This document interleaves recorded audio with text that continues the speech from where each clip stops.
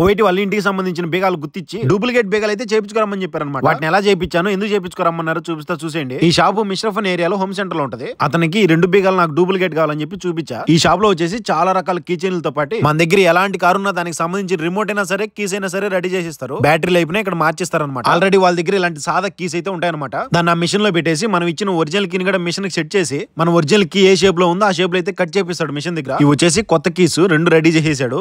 కొంచెం పొడుగ్గా ఉంది. ఆగ్రాయ్ మిషన్ దగ్గరికి వెళ్ళేసి సదరం చేయించాడు అనమాట. కీస్ అయితే రెడీ అయిపోయాయి. ఒక్కో దానికి వచ్చేసి 100 దినార్ తీసుకున్నాడు. రెండింటికి వచ్చేసి దినార్ అయితే పే చేశా. మన ఇండియన్ రూపీస్ లో కన్వర్ట్ చేస్తే 300 రూపాయలు అవుతుంది.